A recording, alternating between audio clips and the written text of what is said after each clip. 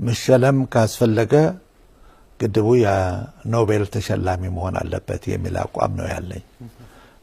ለምን ያለፈበትን ታሪክ ከምስረታው ጀምሮ እስካሁን ድረስ በፖለቲካም በኢኮኖሚም በማህበራዊም በፈንድም ብዙ ማለቆች ተፈጥሮበት ነበር። እንደው ከማንረሳው አሸንፎ ያለፈበትን መድረክ ብናይ ግድቡ ፕሬዝዳንት ትራምፕ የአሜሪካው ማለት ነው በመጀመሪያ ስልጣናቸው 15 ቀን ሲቀራቸው ለሰነበት ይመታ የሚል መመሪያ ሁሉ ሰጥተው ነበር። ያንንም ሰብሮ ያለፈ ግድብ ነው ማለት ይችላል። ከዛ አልፎ ደግሞ ወደ ጸጥታው ምክር ቤት ግብጾች በተወካዮቻቸው አማካይነት አብዮቱታ አቀርቦ ነበር። አንድ ውሳኔ እንዲሰጠውና ኢትዮጵያ እንድትወነጀል በግብጽ ላይ ሞት አውጃለች የሚል ርዕስ ነበር ይዘው የቀረቡት። ሁለቱም ጊዜ ከሽፎባቸው ያ ጥያቄ ወደ አፍሪካ ህብረት እንዲመለሱ የተደረጉበት ሁኔታ ነበር። ግብጾች በአጋጣሚ አረባዊነታቸውን እንጂ አፍሪካዊነታቸውን ክደው ነበር። ስለዚህ ትኩረታቸው በሙሉ ጉዟቸው ወደ ጸጥታው ምክር ቤት ነበር ያመሩት። ያ ሁሉ አሸንፎ በተደረገበትም የገንዘብ ድጎማ ማግኘት ላይ በኋላ እንመለስበታለን። የግብጽ መሪዎች ከጥንት ጀምሮ ኢትዮጵያን ወደ ኋላ ለመጎተት ወይም እድገት እንዳታደርግ ያላደረጉት ጥረት አልነበረም። መነሻው ሁሉ አባይ ነው። ምክንያቱም በእነሱ አመለካከት አባይ ማለት ከሰማይ የመጣ ትሩፋት ለነሱ ብቻ የተፈጠረ አድርገው ነው የሚያቀርቡት። ለምሳሌ የግብጽ መቤቶች አንድ ህፃን ልጅ ወልዳ ጡቷን በመታጠባበት ጊዜ ይሄ ማጠባህ የኔ ጡት ወተት እንዳይመስልህ የአባይ ውሃ ውጤት ነው ብላ ነው የምትመግበው። ጀነራል አቡ ገዛላ ግብጽ የኢታማጆር ሹም የነበሩት ማንኛውም የግብጽ ወጣት 18 ዓመት እድሜው ሞልቶት የወታደራዊ ግዴታውን ለመወጣት በሚመዘገብበት ጊዜ ቃለ መሐላ የሚሰጠው ለአባይ ይሞታለሁ ብሎ ነው ብለው አስቀምጠዋል። እና እዚህ ድረስ ነው አመለካከታቸው ግብጾች ስለ አባይ። ግን በጣም የሚያሳዝነኝ ያንን ግንዛቤ ይዘህ በእነሱ አቋማቸውም ሆነ በፖለቲካም ያለውን በማህበራዊም ያለውን በሚዲያም ያለውን ወደ ኢትዮጵያ ስትመጣ አንድ አባባል ትሰማለህ፣ ያሳዝንሃል። አባይ ማደሪያ ያለው ግንዱን ይዞ ይዞራል ይሉታል። እዚህ ለኛ ውሃ ብቻ አልነበረም ስንገብር የነበረው አፈርም ነው። በአመት እስከ 10 ሚሊዮን ቶን አፈር በነፃ እንሰጣቸዋለን ለግብጾችም ሆነ ለሱዳኖች። በውሃ መጠቀም አልፈው ያንን አፈር በመስኖ ደረጃ ቀምመው የኢንቨስትመንትና የቱሪዝም መስህብ አድርገው ነው ሲጠቀሙበት የነበረው።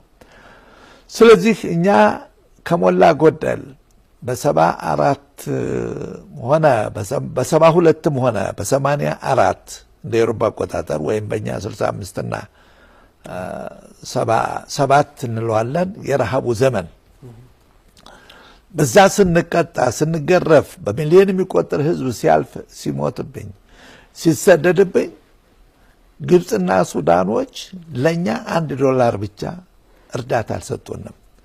እዛው እንግዲህ ባለውለታቸውም ይሆን ዋጋ አልሰጡትም። እንዳውም ይሳለቁብን ነበር። በአጋጣሚ ከሰራጯቸው ሚዲያዎች ወይም መረጃዎች የመጣን እንደሆነ የኢትዮጵያን ገጽታ ሲወስዱ በዚህ መልኩ ነው። አጋጣሚ ኢትዮጵያ ማለት ይሄ ግብጻዊ ጋዜጠኛ ያዘጋጀው ነው አልፈይሰል በሚባለው መጽሔት ላይ ያሰራጨው ኢትዮጵያ ማለት ይችናት የረሃብ ሀገር፣ የድህነት ሀገር፣ የኋላ ቀርነት ሀገር የሚለውን ፒክቸር ነው የመገቡልኝ ለአረቡ ዓለም። እና ኢትዮጵያ የሚባል ከዚህ ውጭ አይደለችም ወደሚለው ድምዳሜ ነው የደረሱት ግብጾች። ይህንን አዘጋጅቶ ማሰራጨት ማለት ቀላል ግፍና በደል አልነበረም። በእኛ ውሃ በእኛ አፈር እየተጠቀሙ ግን ስለኔ የሰጡት ፒክቸር በጣም ዘግናኝ ነበረ ማለት ትችላለህ። ያ እኛ በአረቡ ዓለም ባደረግነው ቆይታ ስንሰማውም ስናየውም ስንነገበውም የነበረው ኢንፎርሜሽን ነው። እንደ ኢትዮጵያዊ ይሰማሃል። እንደ ኢትዮጵያዊ እውነት ይሄ ፒክቸር ከኔ ጋር የሚሄድ ነው ወይም ከኔ ተቃራኒ ነው የሚለው ነበር በየጊዜው አድም እዚህ ላይ ወደ ኋላ መለስ ብለን ግብጾች ስለ አባይ ብቻ ከትውልድ ትውልድ የሚተላለፍ ኢንፎርሜሽን መረጃ እንዲሆን ትኩረት ሰጥተው 560 ኮንፈረንስ አካሂደዋል 560 ኮንፈረንስ 1850 ሴሚናሮችን አካሂደዋል በናይል ላይ 222 መጽሐፎችን አሳትመዋል በአረበኛ ነው ይሄ ሁሉ ሲካሄድ የነበረው እንግዲህ ምን ያህል ትኩረት እንደሰጡ ለአባይ ይሄ ብቻ በቂ ነው በተቃራኒው ግን እኛ አካባቢው የተመደቡ ዲፕሎማሲዎች ለድርጅት ታማኝነት ነው እንጂ ምክንያቱም ይሄ ሁሉ የተወካው የተጋገረው በአረበኛ ነው ቋንቋ ነው ያንን ተከታትሎ በእኛ ላይ የተሰራ ያለው በአባይ ላይ የተሰራ ያለውን በሪፖርት መልክ ምክንያቱም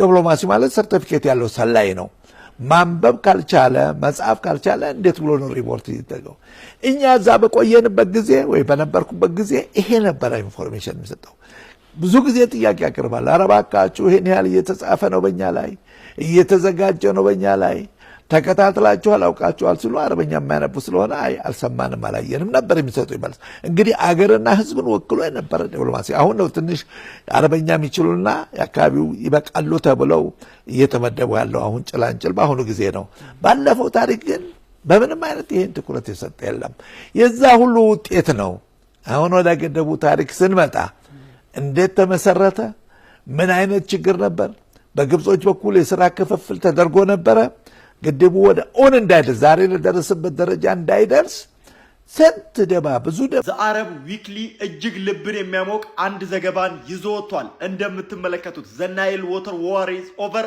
ኢትዮጵያ ዎን ይላል በአባይ ወንዝ ላይ ሲደረግ የነበረው ጦርነት ተጠናቋል በዚህም ኢትዮጵያ ይህንን ጦርነት አሸንፋለች ሲል ነው ዛሬም በሰፊው ሀተታን ይዞ ወጣው ከዛ ቀጠል አድርጎም ደግሞ ግብጽ እጆቿ ለሁለት ታስረዋል ሱዳንም ተሰብራለች ሲል እዚህ ጋር እንደምትመለከቱት ማለት ነው ግብጽ እጇ መታሰሩን ዘአረብ ዊክሊ በሀተታ መልክ ይዞታል ይሄንን ገብታችሁ መመልከት ትችላላችሁ መልካም ቀን Congratulations for Ethiopia peoples then AB is a leader who not only lays the foundation stone but also implements and executes what is planned we have great confidence in him as a leader who completes major projects and turns them into goals. He has done a commendable job by accelerating the work started in the small and micro sectors and ensuring the benefit of citizens in all sectors and working diligently. The Ethiopian government, led by Dr. Abiy, is doing an amazing job by designing various strategies to achieve better growth in the smokeless industry. He is a leader who is building a clean and beautiful country